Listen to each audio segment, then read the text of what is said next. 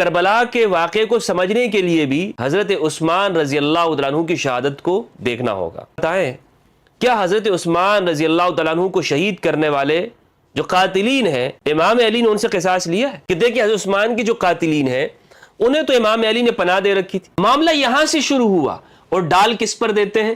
اور جناب وہ باہر سے وہ کچھ یہودی آ گئے تھے، سبائی گروہ آیا تھا، اس سبائی گروہ نے لوگوں کے درمیان میں مہم چلائی اور اس مہم کے نتیجے میں حضرت عثمان کو شہید کیا گیا۔ الحمدللہ رب العالمین والصلاة والسلام علی سید الانبیاء والمرسلین وآلہ الطیبین الطاہرین ورضی اللہ عن الصحابۃ من المہاجرین والانصار والذین اتبعوہم بإحسان۔ السلام علیکم ورحمۃ اللہ وبرکاتہ۔ دوستو، جب بھی ہم تاریخ کے واقعات کو بیان کرتے ہیں تو کہا جاتا ہے کہ یہ تاریخ تو ان لوگوں نے لکھی ہے کہ جن کا تعلق فلاں گروہ سے تھا، فلاں مکتب سے تھا، لیکن حیرت کی بات یہ ہے کہ یہی دانشور جو تاریخ کے بیان کرنے پر اعتراض کرتے اور کہتے ہیں کہ یہ جو صحابہ کی آپس کی جنگیں ہوئی یہ تاریخی باتیں ہیں، تاریخی باتوں کو چھوڑو، قرآن و حدیث کی جانب آؤ، اصل چیز تو قرآن و سنت ہے اور ہم صحابہ کو قرآن و سنت سے سمجھیں گے، ان کے درمیان میں ہونے والی جنگوں کے بارے میں تاریخ کا کوئی اعتبار نہیں ہے۔ لیکن آپ کو حیرت ہوگی کہ یہی لوگ جب اس دور کے فضائل بیان کرتے ہیں یا صحابہ کے ہی فضائل بیان کرتے ہیں تو یہ انہی تاریخی کتابوں کا حوالہ دیتے ہیں۔ ان کا استدلال کن سے ہوتا ہے؟ مقدمہ ابن خلدون سے، تاریخ طبری، ابن کثیر، البدایہ والنہایہ، ان کتابوں سے یہ استدلال کرتے ہیں۔ لیکن یہ آپ کی باتوں سے اس لیے اختلاف کر رہے ہوتے ہیں چونکہ انہیں اپنی مطلب کی بات نہیں مل رہی، تو اس لیے ان کا یہ تجزیہ تاریخ کے بارے میں جانبدارانہ ہے۔ آج ہم جس موضوع کو لے کر آپ کے سامنے آئے ہیں بقول انہی کے کہ کربلا کے واقعے کو سمجھنے کے لیے بھی حضرت عثمان رضی اللہ تعالیٰ عنہ کی شہادت کو دیکھنا ہوگا۔ بہت سارے لوگ یہاں یہ بات کرتے ہیں جب ان سے کربلا سے متعلق سوال کیا جائے کہ جناب کربلا میں امام حسین علیہ السلام کو شہید کیا گیا اور جو قاتلین امام حسین علیہ السلام ہیں ان کی نشاندہی کی جاتی ہے، تو وہ فوراً پھر آپ سے یہ پوچھتے ہیں کہ کیا حضرت عثمان رضی اللہ تعالیٰ عنہ کے قاتلین کو گرفتار کیا گیا؟ کیا حضرت عثمان کے قاتلین سے قصاص لیا گیا؟ آپ کے سامنے ایک سوالات کی فہرست پیش کر دیتے ہیں کہ اگر کربلا کے اندر امام حسین کے قاتلوں سے قصاص نہیں لیا گیا، یزید نے نہیں لیا اور بعد کے حکمرانوں نے نہیں لیا، بنو امیہ کے ظالم حکمرانوں نے، تو آپ سے سوال کرتے ہیں کہ بتائیں کیا حضرت عثمان رضی اللہ تعالیٰ عنہ کو شہید کرنے والے جو قاتلین ہیں امام علی نے ان سے قصاص لیا ہے؟ یہ سوال آپ کے سامنے پیش کیا جاتا ہے۔ اسی لیے بہت ضروری یہ ہے کہ ہم حضرت عثمان رضی اللہ تعالیٰ عنہ کے دور کو سمجھیں، ان کی خلافت پر آنے کا جو طریقہ کار ہے اس کو سمجھیں، ان کی شہادت کے واقعے کو، اور اس پورے یہ جو تاریخی پس منظر ہے اس کو آج ہم سمجھنے کی کوشش کریں۔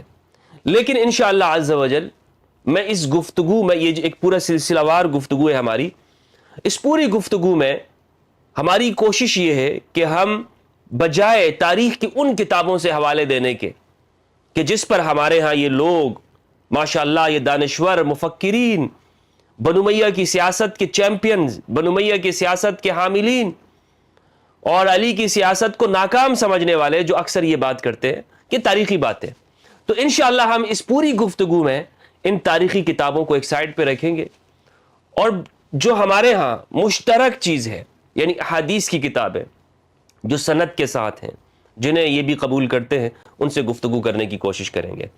تو انشاءاللہ اس پورے سلسلے میں ہم آغاز یہ کریں گے کہ حضرت عثمان رضی اللہ تعالیٰ عنہ کی جو شہادت ہے یہ کیوں ہوئی، کیونکہ یہ ان کا بھی دعویٰ یہ ہے کہ اسے سمجھنا ضروری ہے، اور اس گفتگو میں ہم یہ جانیں گے کہ یہ جو الزام لگاتے ہیں صحابہ کی گستاخی کا، اصل میں گستاخ کون لوگ ہیں۔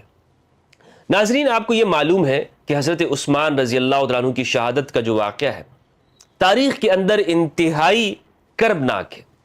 حضرت عثمان کی جو شہادت ہے تاریخ میں جس طرح بیان کی گئی ہے، کتابوں کے اندر جو موجود ہے، اگر ہم اسے پڑھتے ہیں تو ایک بات تو ہمارے سامنے واضح طور پر آ جاتی ہے کہ اس دور کے اندر یہ حضرت عثمان کی شہادت ہوئی ہے جس دور کو ہمارے ہاں خیر القرون کہا جاتا ہے. خیر القرون کا مطلب یہ ہے کہ رسول اللہ کے بعد صلی اللہ علیہ وآلہ وسلم کے بعد وہ زمانہ جو صحابہ کرام کا زمانہ ہے، وہ زمانہ کہ جس کے بارے میں کہا جاتا ہے کہ مسلمانوں کی وہ امپائر قائم ہو گئی ہے کہ جس میں اسلام دنیا کے اوپر ایک سپر پاور کی حیثیت سے سامنے آیا ہے.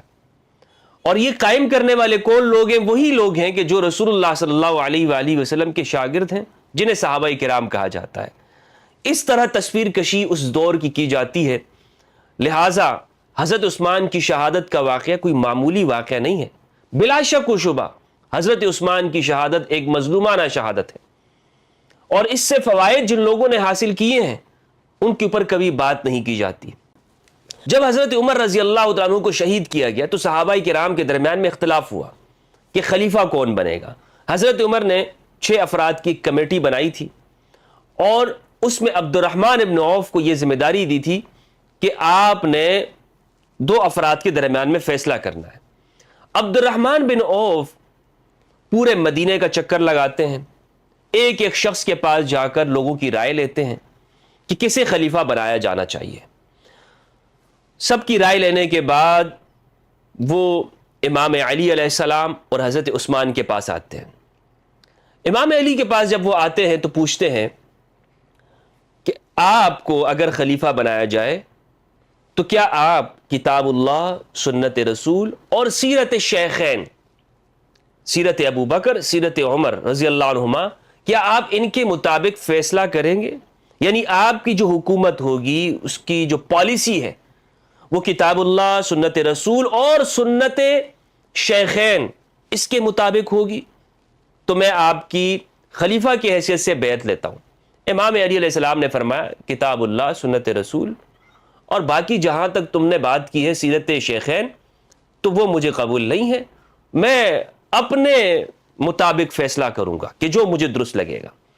یہی پیشکش لے کر عبد الرحمن بن عوف رضی اللہ عنہ وہ حضرت عثمان کے پاس جاتے ہیں اور ان کے سامنے یہی بات رکھتے ہیں. حضرت عثمان کہتے ہیں بالکل مجھے آپ کی یہ بات قبول ہے. یعنی جو پالیسیز حضرت ابو بکر، حضرت عمر رضی اللہ عنہما کے زمانے میں تھی، میں بالکل اسی کو لے کر چلوں گا.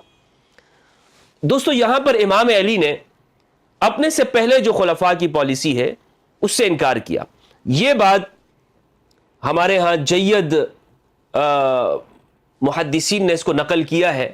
موسیٰ بن عقبہ امام المغازی ہیں اہل سنت کے، انہوں نے نافع سے نقل کیا، انہوں نے ابن عمر سے، اور انہوں نے اس بات کو نقل کیا، اور ابن عمر صحابی ہیں. اور یہ واقعہ تاریخ المدینہ المنورہ لابن شبہ جلد 3 صفحہ 924 کے اندر موجود ہے. اس کی سند صحیح ہے، یعنی اس کی سند پر کسی نے اعتراض نہیں کیا. ہمارے تمام محدثین جو اہل سنت کے علماء ہیں وہ اس کی توثیق بیان کرتے ہیں راویوں کی. یعنی پہلا راوی ہے محمد بن جعفر بن ابی کثیر، یہ بخاری مسلم کے راوی ہیں. موسیٰ بن عقبہ یہ امام المغازی ہیں، نافع ابن عمر کے شاگرد ہیں، اور ابن عمر صحابی ہیں. تو اس سے ایک بات تو ہمیں یہ معلوم ہوئی کہ امام علی علیہ السلام نے اس پہلی پالیسی کے مطابق خلافت کو قبول نہیں کیا، حضرت عثمان نے قبول کر لیا. حضرت عثمان خلیفہ بن گئے، انہوں نے حکومت کی، اور تقریباً 12 سال تک حضرت عثمان بلا شرکت غیرے وہ خلیفہ رہے. بنو امیہ کے یہ پہلے شخص ہیں حضرت عثمان رضی اللہ عنہ کہ جو تیسرے خلیفہ مسلمانوں کے بنے ہیں مدینہ کے اوپر. اب یہاں پر دوستو میں ایک بات آپ کو بتاتا چلوں تاکہ ہم جب حضرت عثمان کی شہادت کے اسباب پر گفتگو کریں کہ کن وجوہات کی بنا پر حضرت عثمان کو شہید کیا گیا، اور ہمارے اہل سنت علماء محدثین نے انہیں اپنی کتابوں کے اندر ان اسباب کو ذکر کیا ہے. لہٰذا کوئی یہ نہ سمجھے کہ جناب ہم یہاں پر کس وجہ سے اس کو بیان کرنا چاہتے ہیں. اس لیے کہ ہمارے ہاں بہت سارے لوگ حضرت عثمان کی شہادت کا الزام وہ امام علی علیہ السلام کے اوپر لگاتے ہیں. بیان اس طرح نہیں کرتے، لیکن کہتے یہی ہیں کہ دیکھیں حضرت عثمان کے جو قاتلین ہیں انہیں تو امام علی نے پناہ دے رکھی تھی، وہ امام علی علیہ السلام کے ساتھ موجود تھے، انہیں بڑے بڑے عہدوں پر نوازا گیا تھا. اور اسی طرح جو باغی گروہ ہے اس نے جو قصاص کا مطالبہ کیا تھا وہ اسی بنا پر کیا تھا کہ وہ امام علی کے ساتھ جو جنگ کر رہے تھے اس کا بنیادی مقصد یہ تھا قصاص عثمان. تو ان تمام چیزوں کا ہم احاطہ کریں گے. پہلے یہ بات بتانا ضروری سمجھی میں نے کہ ان تمام وجوہات کو جو میں آپ کے سامنے بیان کر رہا ہوں یہ ان سوالوں کا در حقیقت میں جواب ہے کہ جو ناصبی طبقہ امام علی علیہ السلام کے اوپر اٹھاتا ہے. اسباب کیا تھے؟ کیوں حضرت عثمان رضی اللہ عنہ کو شہید کیا گیا؟